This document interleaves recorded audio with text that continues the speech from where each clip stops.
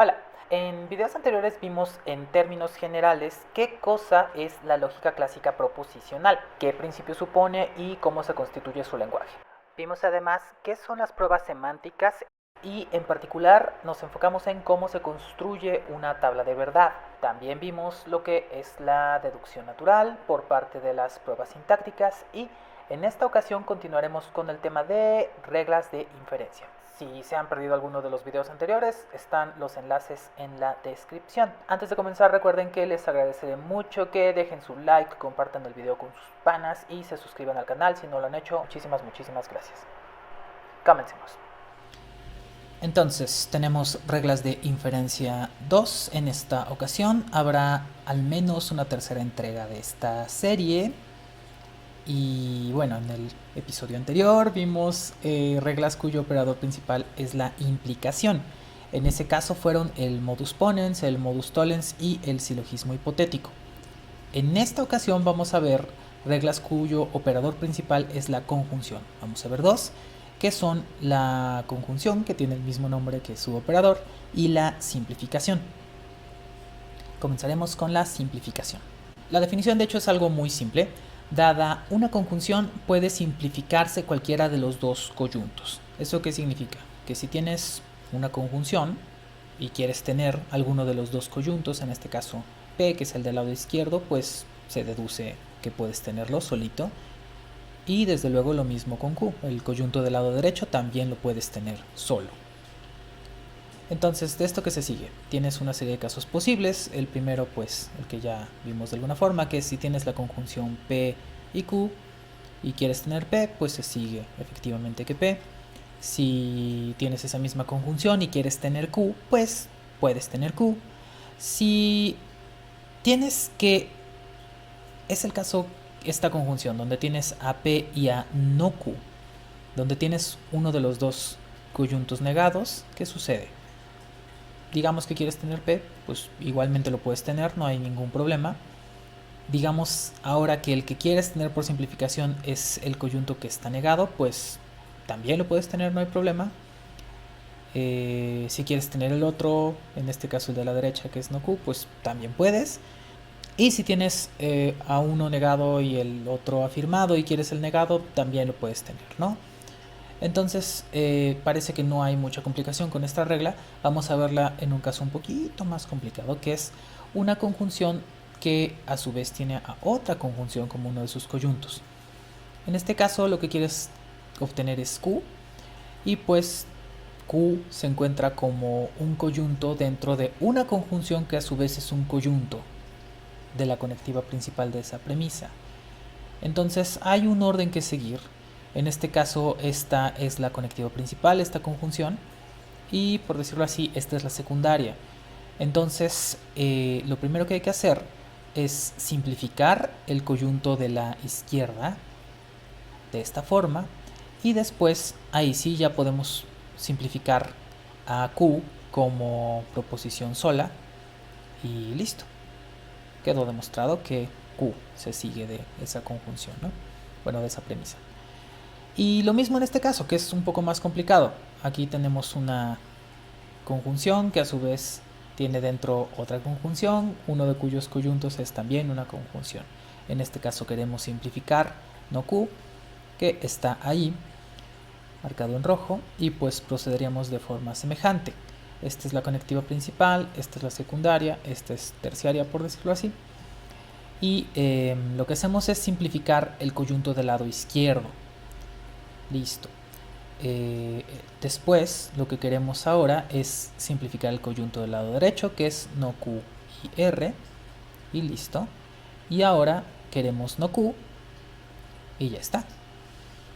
Entonces parece muy simple la regla de simplificación, quedó demostrado que no Q, pero quiero que nos detengamos un momento a pensar en casos imposibles, porque el problema es que la conjunción parece tan intuitiva que a veces invita a hacer unas cosas que no son legítimas. Entonces quiero detenerme un momento en eso.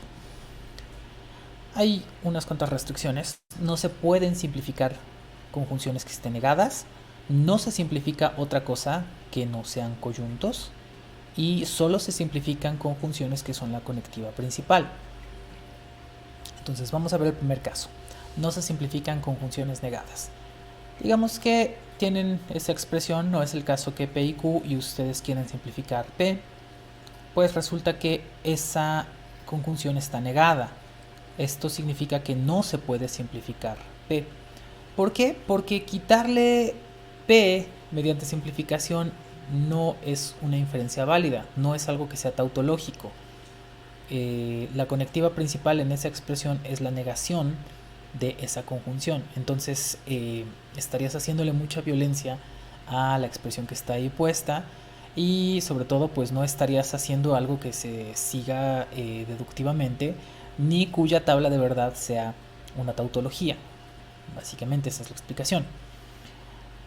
No insista, no se puede, no. Y lo mismo en el otro caso, que tú quisieras simplificar Q de esa negación de la conjunción. Bueno, pues en tanto que está negada esa conjunción, no se puede simplificar Q, básicamente. Ahora, no se simplifica otra cosa que no sean coyuntos. ¿Eso qué significa? Que si tú tienes una implicación, P implica Q, y se te ocurre que quieres simplificar o el antecedente o el consecuente nada más así, pues no lo puedes hacer. No puedes tener arbitrariamente P, tampoco puedes tener Q, tampoco en el caso de que tengas una disyunción puedes decir, mira, voy a tomar la Q por simplificación. No, no se hace. Tampoco puedes tener el otro disyunto P.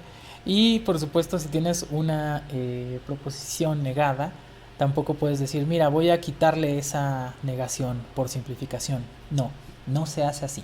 Así no funciona la simplificación. Entonces, el último caso, solo se simplifican conjunciones que son la conectiva principal. En este caso, tenemos a no Q, que está ahí en una conjunción y se antojaría como, mira, puedo tomar esa no Q y simplificarla porque está en una conjunción. Pero lo que estarías haciendo sería ignorar que la conectiva principal en esta proposición es, bueno, en este enunciado, es una implicación. Que esa otra implicación marcada con el número 2 es la secundaria y que esta conjunción es apenas la terciaria. Entonces antes tendrías que hacer una serie de cosas para tener como conectiva principal a esa conjunción. De modo que la respuesta es no, no se puede hacer porque afecta el valor de verdad del enunciado en distintas formas. Entonces no, no se puede simplificar no Q. En la siguiente tenemos algo muy parecido. Tenemos una conjunción efectivamente como conectiva principal, pero en el segundo nivel tenemos una disyunción. Y si quisiéramos tener no Q, pues no lo podríamos hacer porque eso afectaría el valor de verdad de todo el enunciado que está ahí. Entonces tampoco podemos nada más simplificar no Q. Lo mismo con el siguiente caso, ahí tenemos una conjunción en el antecedente. Si pensáramos que queremos tener, por ejemplo, no P, pues no lo podríamos hacer directamente por simplificación. Y el último caso es esta disyunción, donde el disyunto del lado derecho es una conjunción. Pensaríamos, oye, yo quiero tener esa no S, pero el hecho es que no la puedes tener, al menos no por simplificación. Hay una serie de cosas que hacer antes de poder tener cualquiera de esas proposiciones solas. Y vamos ahora entonces a la conjunción. La conjunción dice esto: dadas dos proposiciones cualesquiera por separado, estas pueden ponerse en conjunción. Esta regla parece que tiene más que ver con los signos de agrupación y en realidad es algo muy sencillo, pero otra vez hay que verlo a detalle porque puede ser engañoso. Entonces, esta regla además se entiende mejor dentro de una demostración ya propiamente. Y pues tenemos estas premisas y esta conclusión. Y es momento de usar la estrategia. Digamos que queremos llegar a Q, que es lo que nos están pidiendo. Pues Q es el consecuente de esa implicación que está en la premisa 1. Para tener ese consecuente, pues ¿qué tendríamos que tener? El antecedente, que es la conjunción de P y R. ¿Y de dónde sacamos eso? Pues de aquí, de las premisas 2 y 3. Entonces tomamos esas proposiciones que están en los pasos, bueno, en las premisas 2 y 3 y los ponemos en conjunción. Y ahora ya tenemos el concordante con el antecedente, que es P y R, y en consecuencia, pues por modus ponens de 1 y 4 se deduce que Q, y listo, quedó demostrado. Vamos a otro caso. En esta ocasión tenemos estas premisas y esta conclusión, y ahora la estrategia lo que nos dice es: queremos tener no P, pues ubicamos dónde está P. P es el antecedente de la implicación que está en la premisa 1. Entonces, como lo que queremos es no P, lo que observamos es que esto se va a hacer por modus tollens. ¿Qué significa eso? Que lo que hay que conseguir es el discordante del consecuente. ¿Y el discordante del consecuente quién es? Pues S y T, que están aquí en los pasos 2 y 3, bueno, en las premisas 2 y 3. Entonces, ¿qué hacemos? Pues tomamos esas proposiciones y las ponemos en conjunción. Ahora ya tenemos S y T, que es discordante con el consecuente de la implicación que está en la premisa 1. Y como tenemos el discordante del consecuente, pues podemos deducir la negación del antecedente por modus tollens. De 4 y 1 tenemos entonces no P y ya está, quedó demostrado. Vamos a casos imposibles.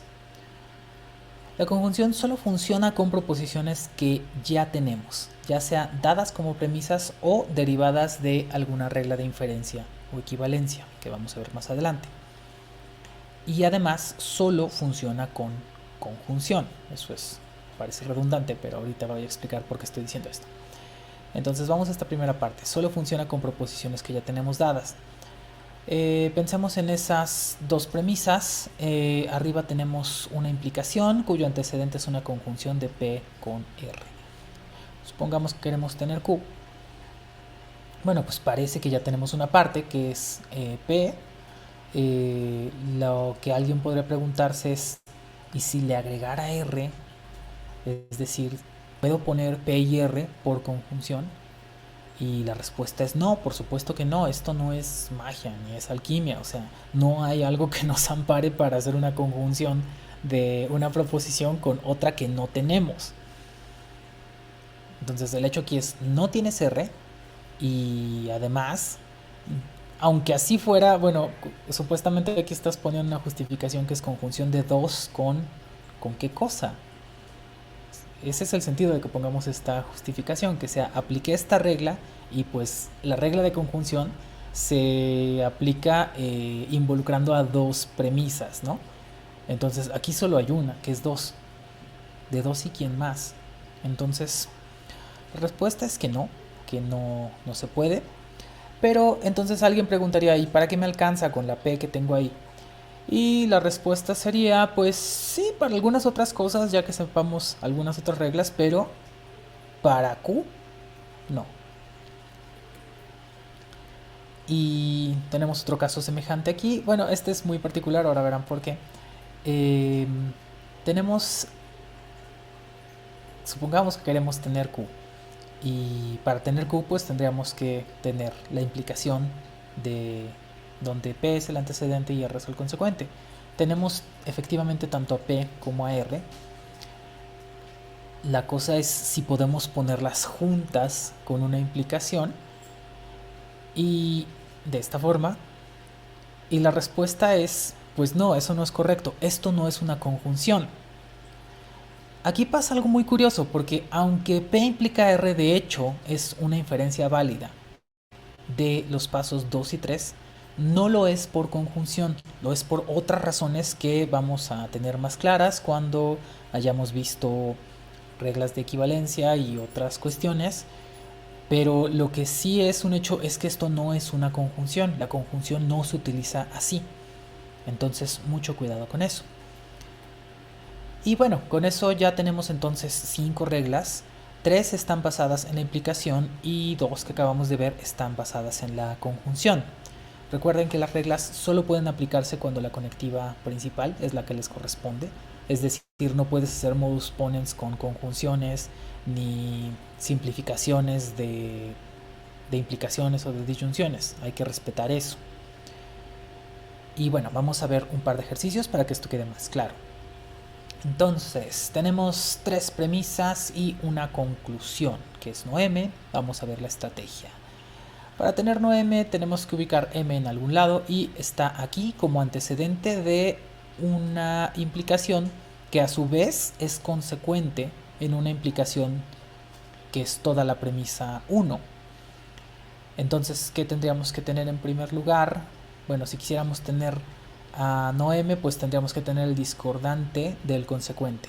¿Y ese quién sería? Pues sería p, que está en la premisa 2, de modo que sí lo podemos hacer. Pero antes, para poder hacer ese modus tollens, tenemos que tener solito, por así decirlo, ese condicional, que es m implica no p. Y para tener ese condicional, lo que tendríamos que tener es el antecedente de esa implicación que está en rojo. Es decir, tendríamos que tener a d y r. Y afortunadamente, tanto d como r están ahí en las premisas 2 y 3. Entonces lo que tenemos que hacer es primero simplificar la premisa 2 para tener r. Y ahora sí, ya que tenemos en los pasos 3 y 4 a d y r, los podemos poner en conjunción. Y ya que tenemos d y r, vemos que es exactamente el concordante con el antecedente de la implicación, que es la premisa 1. Y como tenemos el concordante del antecedente, pues podemos por modus ponens deducir el consecuente. Es decir, m implica no p. ¿Y ahora qué? Bueno, estábamos buscando esto, p y no p, que son discordantes.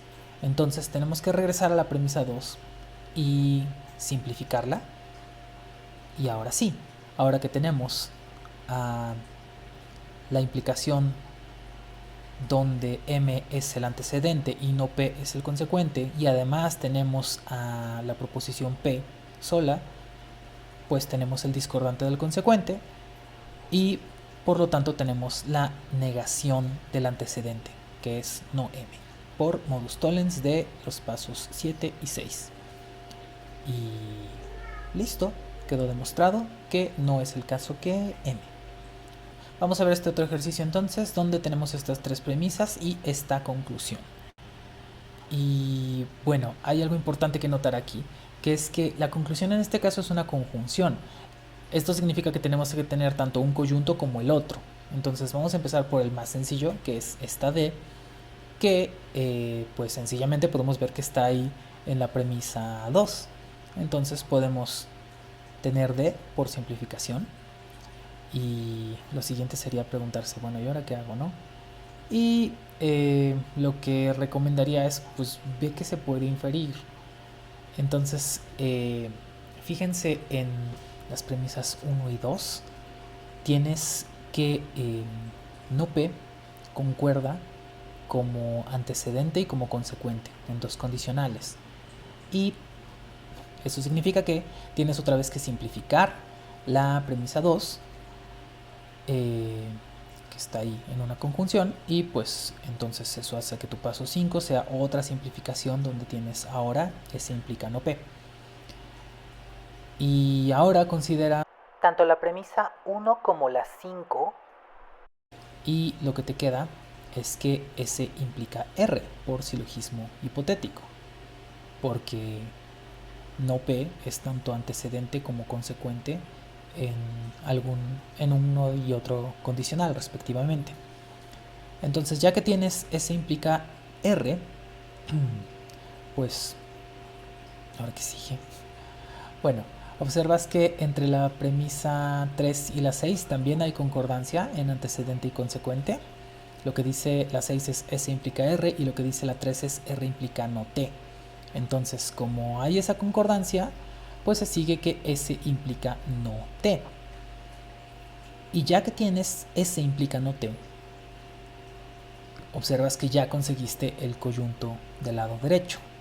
Y como ya tenías el del lado izquierdo, pues sencillamente los pones juntos por conjunción. D y S implica no T. Y quedó demostrado que es el caso que, de, y, S implica no de. Y bueno, eso es todo por hoy. Espero que haya quedado muy claro. Vamos a poner más ejercicios, desde luego. Ya hemos mencionado que en los ejercicios es donde se presentan las dudas, donde se ve qué confusiones había, donde se encuentra qué es lo que hay que esclarecer si hace falta. Vamos en la siguiente ocasión a revisar las últimas dos reglas de inferencia que tendremos en este pequeño sistema y posteriormente vamos a ver reglas de equivalencia. Entonces esto se va a poner bueno. Muchas gracias por ver el video, por compartirlo, por suscribirse al canal, por invitar a sus primos, a sus amigos, a sus vecinos y a toda la gente de la colonia. Gracias a Pempen por acompañarnos y gracias por llegar hasta acá. Hasta pronto.